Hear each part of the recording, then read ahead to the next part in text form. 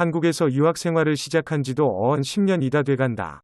여러 나라를 두고 유학을 생각했었고 최종 한국 땅을 밟게 된 데는 그만큼 이 땅에 와야 하는 인연법이 작용했겠지만 이곳 대한민국에서 인생의 스승이자 멘토를 만나게 되리라고는 꿈에도 생각해 본 적이 없었다. 나는 그분을 아버지라고 부른다.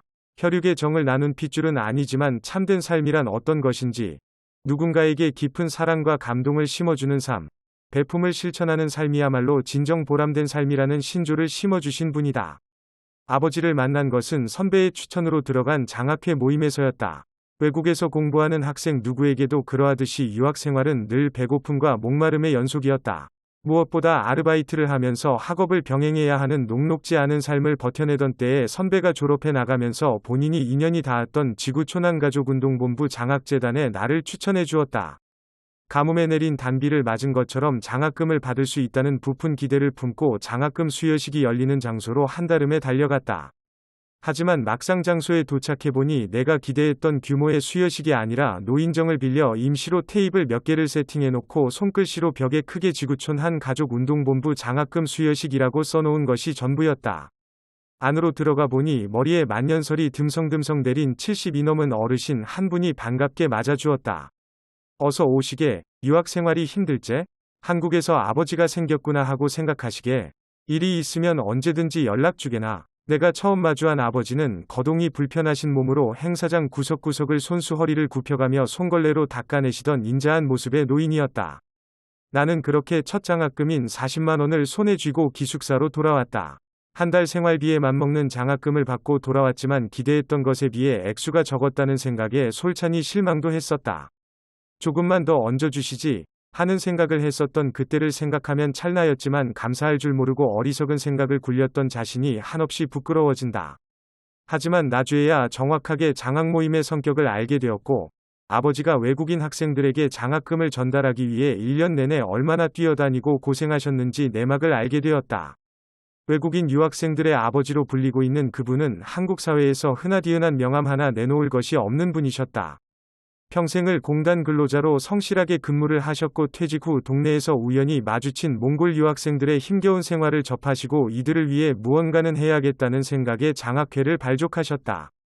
아버지는 동사무소 동장을 지내면서 아파트 단지 하나하나를 노크해가며 주민들에게 취지를 설명하고 십시일반 돈을 모아 유학생들에게 조금이나마 보탬이 되도록 장학금을 전달하기 시작했고 자신이 평생 일해온 직장을 퇴직할 때 받은 퇴직금의 일부를 선뜻 재단에 기부했다. 하지만 정작 당신은 검소한 생활을 하셨다. 나중에 아버지 댁을 방문했을 때 반지하에 가까운 조그마한 공간에서 알뜰하게 생활하시는 모습을 보고 가슴에서 올라오는 먹먹함에 한동안 말을 잃을 정도였다. 몸에 반신불수가 와 치료를 받으면서도 아버지는 장학금 모으기에 열의를 제쳐놓고 뛰어다녔다. 체계적으로 어떤 회사의 후원을 받고 시작한 장학 모임이 아니라 한국에 공부하러 온 외국의 아들딸들을 돕고자 하는 열정 하나로 시작한 선심에 돌을 던지는 사람들도 많았다. 나는 모 회사를 방문해 장학금 기부를 부탁하는 아버지와 동행했던 적이 있었다. 아버지는 열심히 작성해간 장학회 설립의 취지, 목적 등을 설명했고 자신보다 훨씬 어린 임원진들에게 일일이 90도로 머리를 숙여가며 부탁을 해갔다. 한국에서 어렵게 유학 생활을 하고 있는 개발도상국가 학생들에게 장학금을 주는 것은 한국의 따뜻한 정문화를 알리고 이들이 글로벌 인재로 자라나는 데 필요한 밑거름을 제공해 줄 수 있는 좋은 기회라고 설명하시는 아버지의 모습은 간절함 그 자체였다. 반신불수로 앓으셨던 후유증 때문에 부축이 없이는 몸을 제대로 가누기도 힘들어했지만 그 왜소한 체구에서 어떻게 그런 강인함과 열정이 올라오셨을까 하는 생각에 울컥했다. 아버지의 애끓는 노력으로 광진구 주민 100여 명이 동참해 주었고 몇 년이 지나 끝내 모 제약회사에서 정기적인 장학금 전달을 약속했다. 이는 오직 공단에서 수십 년 성실히 일하다 퇴직한 한국의 한 연로한 아버지의 열정과 정성으로 이루어진 결과였고 나는 그 수혜자 중 한 명이 되어 대한민국의 뜨거운 정문화를 가슴 뜨겁게 느끼며 박사학위 도전을 이어가고 있었다. 살아가면서 좋은 스승을 만나 가르침을 받는 것은 큰 행운이다. 아버지를 통해 일상으로 조언을 얻고 세상 사는 이야기를 들으면서 무르익어갔다. 아버지는 격이 없는 동네 어르신과도 같은 멘토였다.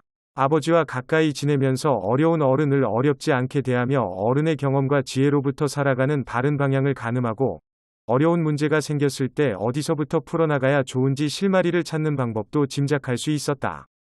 하지만 사랑하는 스승이자 아버지인 백정일 선생은 말기 암 진단을 받고 세상을 하직했다. 의독하다는 연락을 받고 눈물을 흘리며 건국대 병원에 입원한 아버지를 뵈러 갔다. 병마와 싸워온 흔적은 아버지의 몸에 고스란히 나타났으며 원래 왜소하던 몸의 지방을 척결이라도 하듯 모조리 앗아갔다. 괜찮소. 걱정되는 건 좋은 취지를 이어갈 사람이 있을까 하는 생각에 눈을 제대로 감을 수 있을지 모르겠네. 지금까지 살면서 산전수전 공중전까지 모두 겪어왔지만 가장 보람된 일은 퇴직 후 장학회를 만든 일이었네. 누군가에게 무엇을 줄 수 있다는 건 행복한 일이오. 아버지는 그렇게 엷은 미소를 빙그레 지어 보이며 우리 한 사람 한 사람의 이름을 불러주셨다. 몽골에서 온 바따르, 이 딸은 에티오피아에서 온 퀴타이고, 저 녀석은 탄자니아에서 온 부쿠쿠 다이슨, 저 딸내미는 중국에서 온 최옥란이. 지금도 나는 아버지의 그 온기를 생각하면 울컥해진다. 그렇게 아버지는 한 줌의 재가 되었다. 백정일 아버지의 사랑을 먹고 한국 생활을 해나가던 우리 유학생 몇 명은 나중에 합심하여 다문화 유학생 봉사단을 만들었다. 우선 우리가 한국 사회를 위해 할 수 있는 외국어 학습 봉사부터 시작하기로 했다. 주로 구민센터에서 중국어와 영어를 가르치는 봉사를 시작으로 주말에는 막걸리에 과자를 사들고 아버지가 자주 다녔던 노인회관을 찾아 어르신들과 담소도 나누고 재롱도 떨곤 했다. 스승이자 한국에서 만난 아버지는 진정으로 한국의 정을 느끼게 해주신 분이셨고 또 내 마음에 배품을 실천할 수 있는 사랑의 씨앗을 심어주었다. 그리고 이는 앞으로 살아가는 데 있어서 삶의 지침서가 되고 등대가 될 것이라는 것을 나는 확신한다. 2년 전 강원도 산불 피해로 제2위 고향인 대한민국이 모진 진통을 겪고 있었을 때 우리 유학생 봉사단체 회원들은 돈을 모아 기부를 했다. 종교가 각자 다르고 무교인 사람들도 있었지만 진심으로 기도하고 가슴 아파했다. 아버지가 몸소 사랑의 심지에 불을 붙여 주셨고 졸업을 앞둔 시점에서 나는 그 불씨를 더 많은 이들에게 전달해야 할 사명감을 느끼고 있다. 하나의 등불로 수천 수백의 등잔에 불을 붙이는 무진등, 무진등의 힘을 나는 믿고 있다. 더불어 아버지의 마지막 말씀이 짙은 메아리가 되어 뇌리에 맴돈다. 그 누군가에게 무언가를 나눠주었을 때가 제일 행복했소. 그렇게 나는 고국인 대한민국에서 사랑을 배웠고 나눔을 배웠다. 또 가슴 절절한 감동을 온몸으로 느끼고 충만한 삶이란 어떤 것인지를 고민하면서 인생의 궤도를 수정하게 되었다. 애초 얼른 학위를 받고 귀국해 대학 교수 자리 하나를 빨리 꿰차는 것을 인생의 목표로 정했던 내가 나만을 생각하던 나에서 우리와 지구촌을 생각하는 어른으로 성장했다. 전공이 국어국문학이다 보니 나중에 외국인들을 상대로 하는 한국어 교육 분야에서 내 꿈을 펼칠 것이 뻔하지만 단편적으로 언어나 문학만을 가르치는 교사가 아닌 한국인들의 따뜻한 정서와 정문화를 고스란히 담아 전달할 수 있는 나도 누군가의 인생 멘토가 되겠다는 생각을 다지게 된다.